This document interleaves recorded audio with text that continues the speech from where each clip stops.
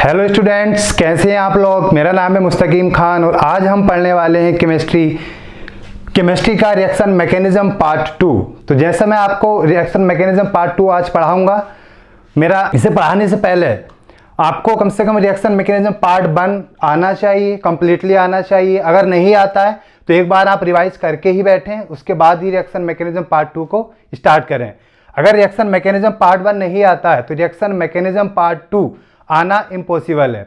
सारी चीज़ें उसकी आनी चाहिए। दूसरी बात, अगर आपने पढ़ा है बट रिवाइज नहीं किया है तो उसके लिए आप बिल्कुल चिंता ना करें। उसके लिए मैं आपको रिएक्शन मैकेनिज्म पार्ट 1 जहाँ भी कंसेप्ट अप्लाई होंगे वो बताऊंगा कि कहाँ रिएक्शन मैकेनिज्म पार्ट 1 का कंसेप्ट अप्लाई किया गया है।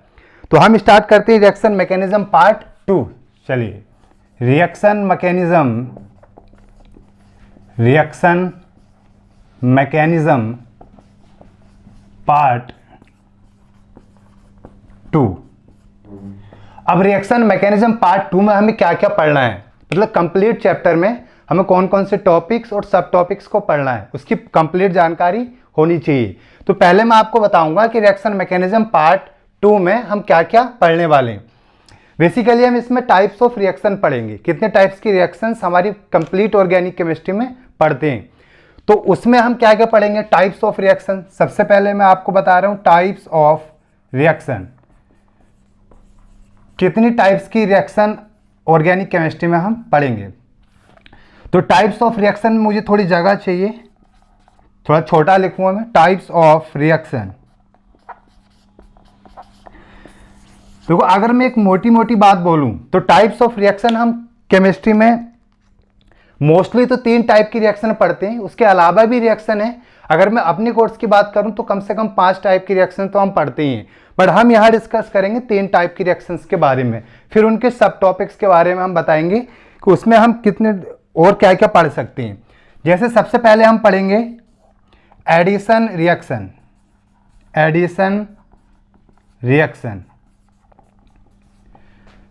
फिर हम पढ़ते हैं सब्स्टिट्यूशन रिएक्शन, और एक हम पढ़ेंगे इलिमिनेशन रिएक्शन।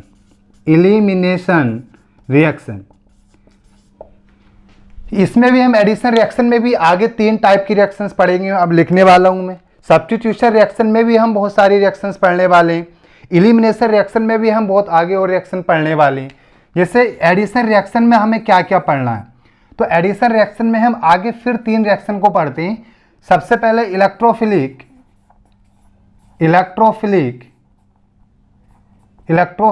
एडिशन रिएक्शन, जिसको शॉर्ट में बोला जाता है ई। इलेक्ट्रोफिलिक का मैंने ई लिया, इलेक्ट्रोफिलिक का ए का एडिशन का ए ले लिया और आर का रिएक्शन का आर ले लिया, इलेक्ट्रोफिलिक एडिशन रिएक्शन। उसके बाद नंबर 2 इसमें हम पढ़ते हैं न्यूक्लियोफिलिक एडिशन रिएक्शन। देखो नाम ही बता रहा है NAR, नाम क्या बता रहा है, इलेक्ट्रोफिलिक। आपने इलेक्ट्रोफाइल पढ़े होंगे रिएक्शन मैकेनिज्म पार्ट 1 में। अगर नहीं पढ़े तो मैं फिर दोबारा से पढ़ाऊंगा अभी और दूसरे तीसरे लेक्चर में। इलेक्ट्रोफाइल का एडिशन किसी रिएक्शन में, यहां न्यूक्लियोफिलिक एडिशन रिएक्शन, न्यूक्लियोफाइल का एडिशन किसी रिएक्शन में। उसके बाद तीसरा फ्री रेडिकल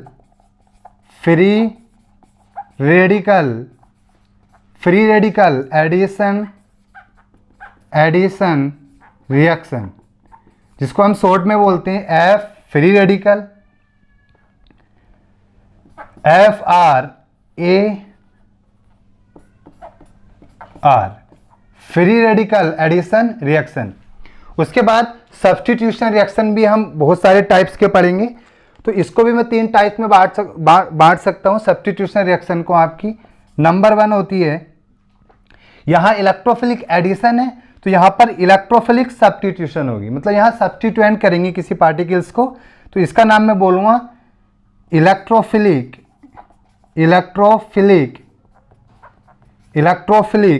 सब्स्टिट्यूशन है तो इलेक्ट्रोफाइल का substitution, electrophilic substitution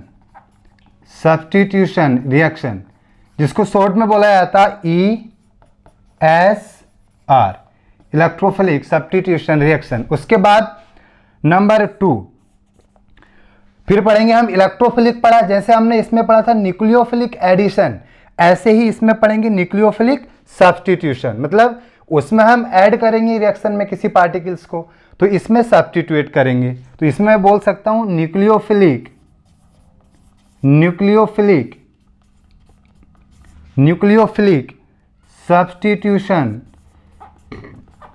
substitution reaction, N nucleophilic का NSR।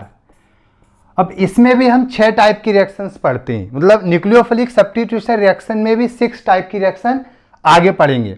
जैसे SN1 पढ़ते हैं, SN2, SNI पढ़ेंगे इसमें, और साथ में ही SNI के बाद पढ़ते हैं SNNGP, SNAE, SNAR। सर ये सब क्या बके जा रहे हो?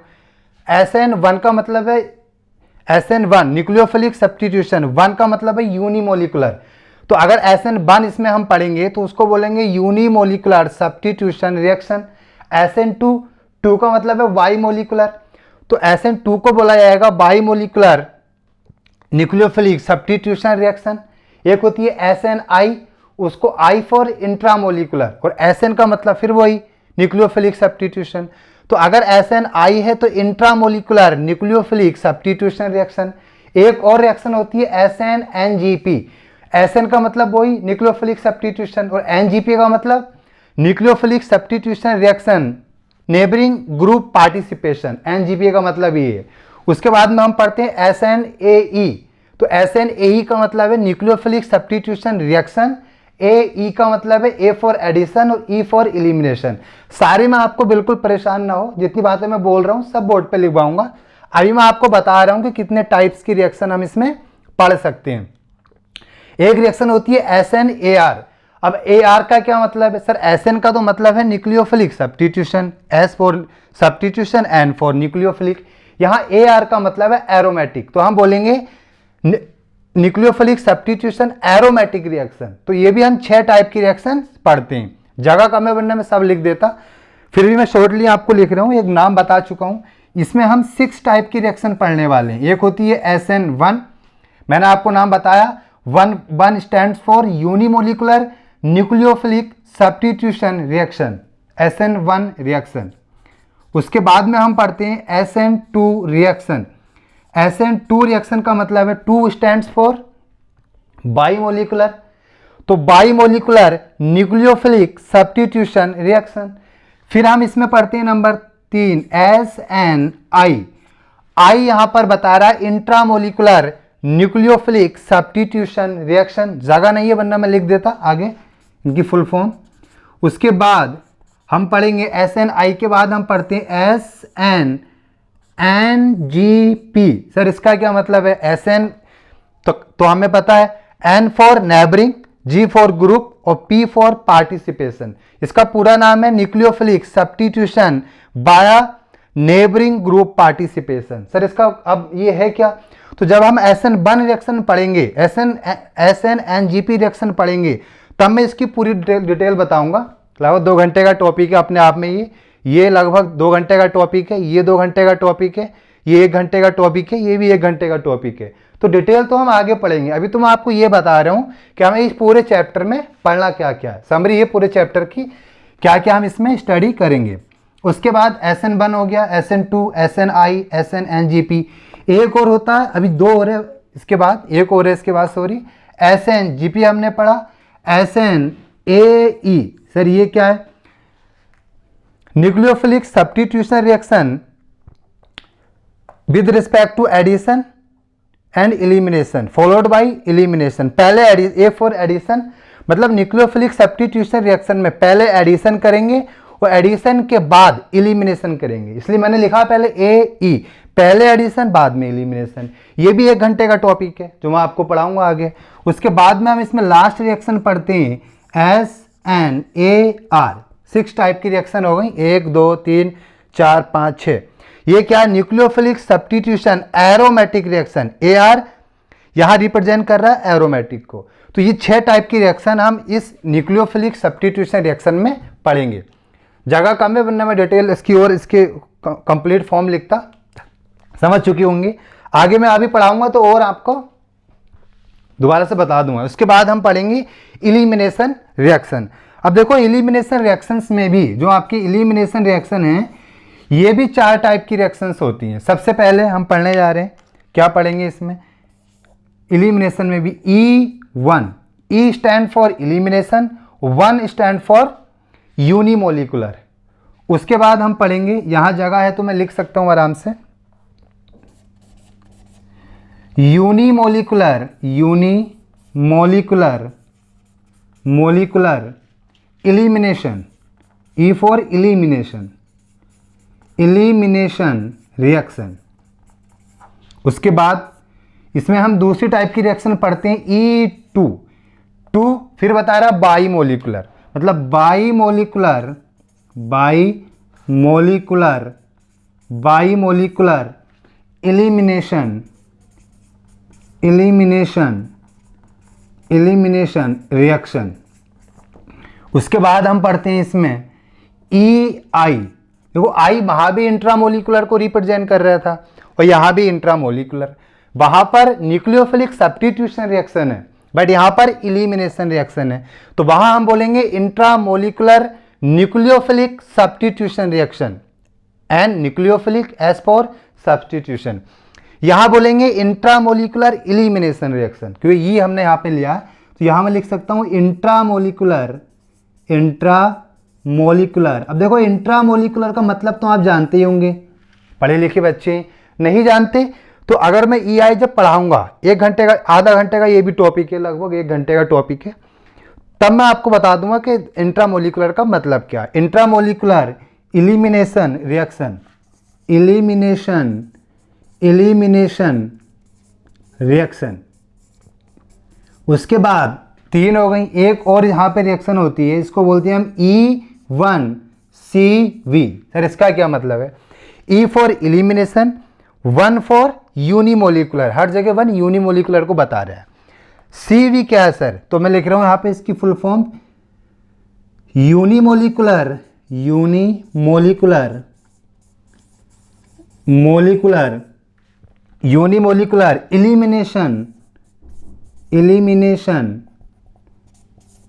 इलिमिनेशन, इलिमिनेशन बाय या with respect to conjugate base, conjugate base. देखो अभी मुझे सब ये बताना नहीं है कि कंजुगेट बेस को कैसे हम इलिमिनेट कर रहे हैं सर, बिजनेस इसका मतलब क्या है। मुझे अभी केवल मेरा पर्पज ये है कि मैं आपको ये बता दूं कि कंप्लीट चैप्टर में पढ़ना क्या क्या है। ये सारे टॉपिक अपने आप में 2-2 घंटे के टॉपिक्स हैं, मतलब आप अपने इसी से अपने लेक्चर भी काउंट्स कर सकते हैं। अगर मैं आपको बताऊं तो इलेक्ट्रोफिलिक एडिशन रिएक्शन लगभग 2-4 घंटे चलेगा, 2 लेक्चर। उसके बाद में nucleophilic addition 1 lecture, free radical addition 1 lecture, electrophilic substitution reaction 1 lecture, nucleophilic substitution reaction में इतने सारे लगभग 3 लेक्चर, मतलब 10 लेक्चर चले जाएंगे कम से कम। फिर ये एक आधा घंटे के टॉपिक्स हैं सारे, बहुत बड़े नहीं है, बस ये डिटेल है, बाकी बहुत छोटे छोटे टॉपिक होंगे। लेकिन अब एक बात तो समझ में आ गई इसमें कि जितने हम ये रिएक्शन पढ़ने जा रहे हैं ये सारी ऑर्गेनिक केमिस्ट्री में यूज होना है। अगर आपको ये पूरी सारी रिएक्शंस नहीं आती हैं, एडिशन नहीं करना आता, सब्स्टिट्यूशन नहीं करना आता, उसके बाद में SN1 SN2 इनमें डिफरेंस नहीं पता है, या मान लो ये आती ही नहीं है, तो फिर रिएक्शन मैकेनिज्म का कोई मतलब नहीं रह जाता, या फिर ऑर्गेनिक केमिस्ट्री का कोई मतलब नहीं रह जाता। रिएक्शन मैकेनिज्म तो आप छोड़िए, ऑर्गेनिक केमिस्ट्री का alcohol, phenol, ether, aldehyde, ketone, ये सारे टॉपिक्स का कोई मतलब नहीं है जब तक ये सब आपको नहीं आएगा। तो ये हमारे सारे टॉपिक्स थे, इनके मैंने सब टॉपिक्स भी बताए। अब हम आगे पढ़ेंगे। इन सबको पढ़ने से पहले हम इनकी कुछ और चीज़ें पढ़ेंगे। एक्चुअली इनसे पहले भी मैं कुछ एक दो क्लास में आपको ये बताऊंगा कि इनसे यूज करने, जितनी भी सारी रिएक्शंस हैं इसको मुझे यूज करना पड़ेगा सारी रिएक्शंस को। लेकिन इसमें बहुत सारी चीज़ें ऐसी हैं जो आपने रिएक्शन मैकेनिज्म पार्ट 1 में ना पढ़ी हैं, मैं पार्ट 2 में उसी को पढ़ाता हूँ, और पढ़ना भी चाहिए क्योंकि इसी से पहले मतलब यूज जो होगा इनमें सब में वो उन्हीं का यूज होना है। तो जब तक मैं रफ कर रहा हूँ आप नोट कर सकते हैं इसको। पॉज करके नोट कर लेना, मैं रफ कर रहा हूँ। अब हम इन सबको पढ़ने से पहले, मतलब एडिशन रिएक्शन को पढ़ने से पहले, सब्स्टिट्यूशन रिएक्शन को पढ़ने से पहले और एलिमिनेशन रिएक्शन को पढ़ने से पहले, इनके और अदर जो टॉपिक्स हैं, जो इनके टाइप्स हैं, उनको पढ़ने से पहले हम एक टॉपिक पढ़ेंगे कार्बोकैटायन के बारे में थोड़ा सा। ठीक, थोड़ा सा तो नहीं, ठीक ठाक पढ़ेंगे, लेकिन कार्बोकैटायंस के बारे में आपको थोड़ा सा तो नॉलेज होनी ही चाहिए। अगर नहीं नॉलेज है तो बीच बीच में बताऊंगा ज़रूर कि क्या मैंने यूज किया, कैसे यूज किया है। फिर भी अगर दिक्कत आए तो एक बार रिएक्शन मैकेनिज्म पार्ट 1 ज़रूर देखें, अदरवाइज दिक्कत आने वाली है अगर नहीं देखेंगे तो। चलिए, तो हम स्टार्ट करते हैं अब। इन सब रिएक्शंस को पढ़ने से पहले मैं आपको पढ़ना पड़ेगा rearrangement of carbocation. Rearrangement of carbocation. तो वो बड़ा सिंपल सा टॉपिक है। अभी मैंने स्पीड अपनी तेज़ रखी थी बिकॉज मुझे उसमें कुछ पढ़ाना नहीं था, बट अब मुझे पढ़ाना है। ठीक, अभी मुझे बताना था कि हमें क्या क्या पढ़ना है। तो रीअरेंजमेंट ऑफ कार्बोकैटायन में, कार्बोकैटायन का नाम आपने कभी ना कभी तो सुना ही होगा। कार्बोकैटायन का सिंपल सा मतलब है, अगर मैं आपको बताऊं तो अगर किसी कार्बन पर पॉजिटिव चार्ज है तो कार्बोकैटायन बोल दिया गया। ठीक, बट ये इतनी जानकारी से हम कार्बोकैटायन का रीअरेंजमेंट तो नहीं कर सकते कि कार्बन पे पॉजिटिव चार्ज बोलो हो गया कार्बोकैटायन का रीअरेंजमेंट, ऐसा नहीं है। ठीक, बहुत अच्छा टॉपिक है, अच्छे से देखना, पेन और कॉपी हाथ में हो। जितनी चीज़ें मैं बोर्ड पे लिखूं सबकी सब नोट करते जाना। दूसरी बात, एक बात और, मैं आपको सारी बातें बोर्ड पे नहीं लिखवा सकता, बोल सब सकता हूँ क्योंकि टाइम भी देखना होता है और मुझे केमिस्ट्री पढ़ानी है, हिस्ट्री नहीं। ठीक, तो मैं कुछ बातें तो वैसे में इतना सारा लिखूंगा बोर्ड पे, बहुत सारी बातें मैं लिखवा दूंगा मिक्स करा के, हिंदी इंग्लिश सब, बट कुछ बातें ऐसी होती हैं जो मेरी जुबान से निकलेंगी। बट आपको क्या करना है, आपको अपने वीडियो को पॉज करके उसको अपने वर्ड्स में लिख लेना कि अच्छा सर ने ये बताया था, हम 2 महीने बाद या 1 महीने बाद इसको भूल सकते हैं, सर ने लिखवाया नहीं, तो उसको आप क्या करेंगे, साइड में लिख लेंगे किसी अच्छी पेन से। जब कभी आप रिवीजन उसका करेंगे तो बड़ी हेल्प होगी।